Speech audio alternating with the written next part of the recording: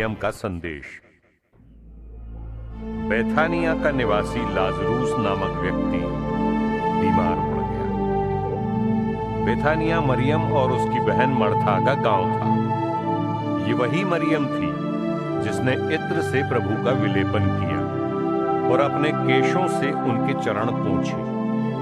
उसका भाई लाजरूस बीमार था, इसलिए बहनों ने ईसा को कहला भेजा, प्रभु देखिए, जिसे आप प्यार करते हैं वो बीमार है।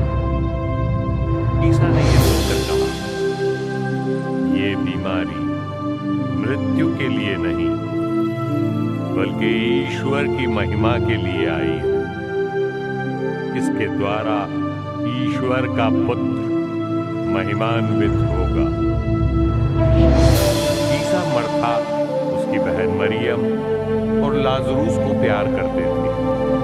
ये सुनकर कि लाजरूस बीमार है, वे जहां थे वहां और 2 दिन रह गए।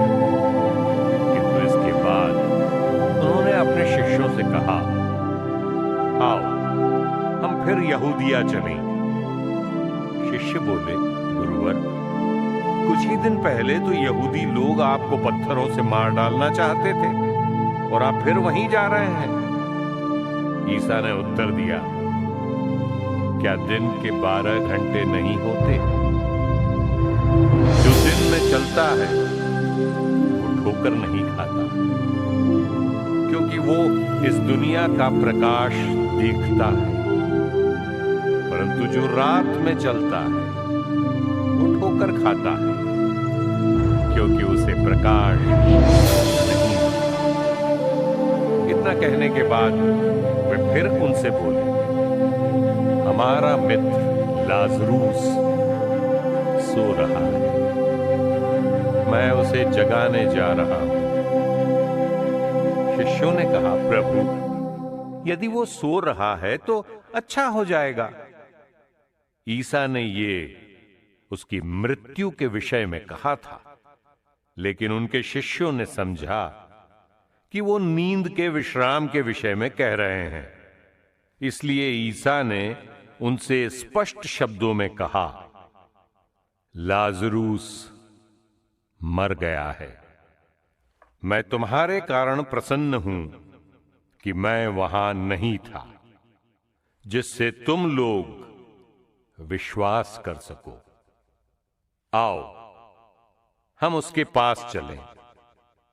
इस पर थोमस ने, जो यमल कहलाता था, अपने सह शिष्यों से कहा, हम भी चलें और इनके साथ मर जाएं। बेथानिया में ईसा का आगमन। वहां पहुंचने पर ईसा को पता चला कि लाजरूस 4 दिनों से कब्र में है। बेथानिया यरूशलेम से 2 मील से भी कम दूर था। इसलिए भाई की मृत्यु पर संवेदना प्रकट करने के लिए बहुत से यहूदी मर्था और मरियम से मिलने आए थे। यूं ही मर्था ने यह सुना कि ईसा आ रहे हैं, वो उनसे मिलने गई। मरियम घर में ही बैठी रही। मर्था ने ईसा से कहा, प्रभु, यदि आप यहाँ होते तो मेरा भाई नहीं मरता। और मैं जानती हूँ कि आप भी ईश्वर से जो कुछ मांगेंगे, ईश्वर आपको वही प्रदान करेगा। ईसा ने उसी से कहा, तुम्हारा भाई जी उठेगा। मर्था ने उत्तर दिया, वो अंतिम दिन के पुनरुत्थान के समय जी उठेगा। ईसा ने कहा, पुनरुत्थान और जीवन मैं हूं। जो मुझ में विश्वास करता है वो मरने पर भी जीवित रहेगा, और जो मुझ में विश्वास करते हुए जीता है वो कभी नहीं मरेगा। क्या तुम इस बात पर विश्वास करती हो?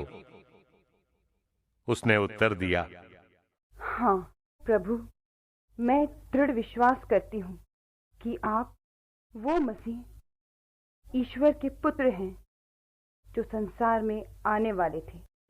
वो ये कहकर चली गई और अपनी बहन मरियम को बुलाकर उसने चुपके से उससे कहा, गुरुवर आ गए हैं, तुमको बुलाते हैं। ये सुनते ही वो उठ खड़ी हुई और ईसा से मिलने गई। ईसा अब तक गांव नहीं पहुंचे थे, उसी स्थान पर थे जहां मर्था उनसे मिली थी। जो यहूदी लोग संवेदना प्रकट करने के लिए मरियम के साथ घर में थे, वे ये देखकर कि वो अचानक उठकर बाहर चली गई, उसके पीछे हो लिए, क्योंकि वे समझते थे कि वो कब्र पर रोने जा रही है। लाजरूस को जीवन दान। मरियम उस जगह पहुंची जहां ईसा थे। उन्हें देखते ही वो उनके चरणों पर गिर पड़ी और बोली, यदि आप यहाँ होते तो मेरा भाई। ईसा उसे और उसके साथ आए हुए यहूदियों को रोते देखकर बहुत व्याकुल हो उठे और आह भरकर बोले, तुम लोगों ने उसे कहां रखा है? उन्होंने कहा, प्रभु, आइए और देखिए। ईसा रो पड़े।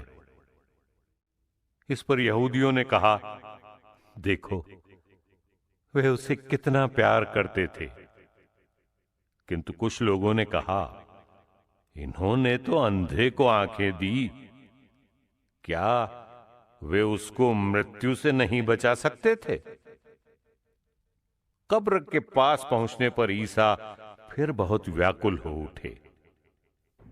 वो कब्र एक गुफा थी जिसके मुंह पर एक बड़ा पत्थर रखा हुआ था। ईसा ने कहा, पत्थर हटा दो। मृतक की बहन मर्था ने उनसे कहा, अब तो दुर्गंध आती होगी। आज चौथा दिन है।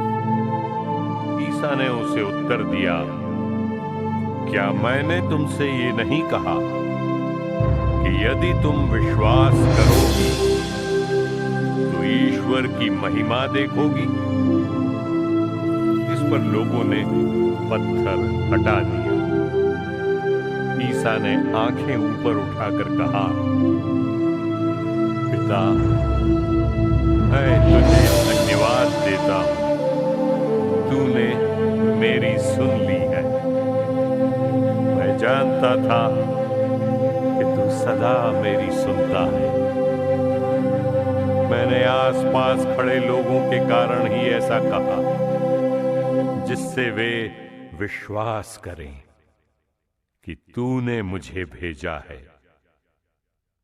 इतना कहने के बाद ईसा ने ऊंचे स्वर से पुकारा, लाजरूस, बाहर निकल आओ। मृतक बाहर निकला। उसके हाथ और पैर पट्टियों से बंधे हुए थे और उसके मुख पर अंगोछा लपेटा हुआ था। ईसा ने लोगों से कहा, इसके बंधन खोल दो और इसे चलने फिरने दो। ईसा को मार डालने का षड्यंत्र। जो यहूदी मरियम से मिलने आए थे और जिन्होंने ईसा का यह चमत्कार देखा, उनमें से बहुतों ने उनमें विश्वास किया, परंतु उनमें से कुछ लोगों ने फरीसियों के पास जाकर बताया कि ईसा ने क्या किया था। तब महायाजकों और फरीसियों ने महासभा बुलाकर कहा, हम क्या करें? वो मनुष्य बहुत से चमत्कार दिखा रहा है। यदि हम उसे ऐसा करते रहने देंगे तो सभी उसमें विश्वास करेंगे और रोमन लोग आकर हमारा मंदिर और हमारा राष्ट्र नष्ट कर देंगे। उनमें से एक ने, जिसका नाम कैफस था और जो उस वर्ष प्रधान याजक था उनसे कहा, आप लोगों की बुद्धि कहां है? आप ये नहीं समझते कि हमारा कल्याण इसमें है कि जनता के लिए एक ही मनुष्य मरे और समस्त राष्ट्र का सर्वनाश न हो। उसने ये बात अपनी ओर से नहीं कही। उसने उस वर्ष के प्रधान याजक के रूप में भविष्यवाणी की कि ईसा राष्ट्र के लिए मरेंगे, और न केवल राष्ट्र के लिए बल्कि इसलिए भी कि वे ईश्वर की बिखरी हुई संतान को एकत्र कर ले। उसी दिन उन्होंने ईसा को मार डालने का निश्चय किया। इसलिए ईसा ने उस समय से यहूदियों के बीच प्रकट रूप से आना जाना बंद कर दिया। वे निर्जन प्रदेश के निकटवर्ती प्रांत के एफ्राइम नामक नगर गए और वहां अपने शिष्यों के साथ रहने लगे। यहूदियों का पास्का पर्व निकट था। बहुत से लोग पास्का से पहले शुद्धिकरण के लिए देहात से यरूशलेम आए। वे ईसा को ढूंढते थे और मंदिर में आपस में कहते थे, आपका क्या विचार है? क्या वो पर्व के लिए नहीं आ रहे हैं? महायाजकों और फरीसियों ने ईसा को गिरफ्तार करने के उद्देश्य से यह आदेश दिया था कि यदि किसी व्यक्ति को ईसा का ठिकाना